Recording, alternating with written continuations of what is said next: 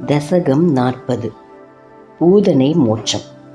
பேரரசனுக்கு கப்பம் கட்டும் பொருட்டு மதுராபுரிக்கு வந்திருந்த உன் தந்தை வசுதேவன் கம்சனுக்கு உதவி புரியும் அவனை சார்ந்தவர்கள் மேற்கொண்டுள்ள தீய முயற்சிகளை பற்றி நற்குணங்களுக்கெல்லாம் இருப்பிடமான நந்தகோபனிடம் தெரிவித்து மேலும் பின்வருமாறு கூறினார். நண்பனே, உனக்கு பிள்ளை பிறந்தது, எனக்கே பிள்ளை பிறந்தது போல் எண்ணி மனம் மகிழ்கிறேன் என்று யதுகுல நாயகரிடத்தில் உன்னை பெற்றதை பற்றி கூறி அவரை ஆதரவுடன் கொண்டாடினார். மேலும் இவ்விடத்தில் 100கணக்கான தீய சகுனங்கள் தோன்றுகின்றன. ஆதலால் கோகுலத்திற்கு விரைந்து செல்வாய் என்று நந்தகோபரிடத்தில் சொன்னான். உடனே நந்தகோபனும் உனக்கு தீங்கு உண்டாகக்கூடும் என்று அச்சத்தால் கோகுலத்திற்கு விரைந்து வந்து சேர்ந்தார். ஏ மாய குழந்தையே, அப்பொழுது பெண் ஒருத்தி கோகுலத்தில் உன் அருகில் வந்தாள். அவள் வண்டுகள் மொய்த்த கூந்தலேயும் அழகிய உருவத்தையும் உடையவளாயிருந்தாள். அவள் அரக்க குலத்தில் பிறந்த பூதனை என்ற பெயரை உடையவள். குழந்தைகளின் உயிரை பறிப்பவள். இடைச்சியர்கள் அவளை பார்த்து, இவள் யார் என்று ஆலோசித்துக் கொண்டிருக்கையில் அவன் உன்னை கையில் எடுத்து கொண்டு விட்டாள்.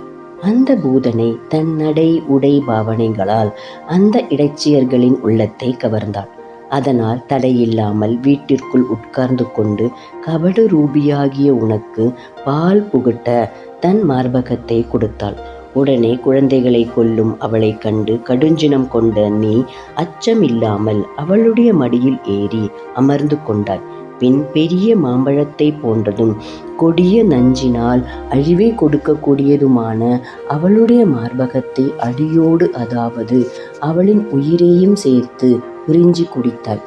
முளை குடிக்கையில் கூடவே உயிரையும் சேர்த்து பருகிவிட்டதால் அந்த பூதனை பேரிடியைப் போல் குரலை எழுப்பி அச்சம் தரக்கூடிய உண்மையான வடிவத்தை கொண்டாள். பின் இருபுறமும் 2 கைகளையும் விரித்து மல்லாந்து கீழே விழுந்தாள். கோகுலத்தில் இடையர்கள் பலர் அச்சத்தை தந்த குரலை கேட்டும் அதிலும் பயங்கரமான அசுர உடலை கண்டும் திடுக்கிட்டு உணர்வற்று நின்றார்கள். அப்பொழுது அந்த பூதனையின் மார்பில் விளையாடி கொண்டிருந்த உன்னை அந்த கோபியர்கள் ஓடி வந்து தூக்கி கொண்டார்கள். உலகில் மங்கள வடிவமாய் விளங்குபவனே, குருவாயூரின் தலைவனே, பெண்மணிகள் உன் திருப்பெயர்களை கொண்டே உனக்கு பல வகையிலும் காப்பு செய்தார்கள். அத்தகைய நீயே என்னை நோய் இல்லாதவனாக்கி உன் தொண்டனாக செய்தருள வேண்டும்.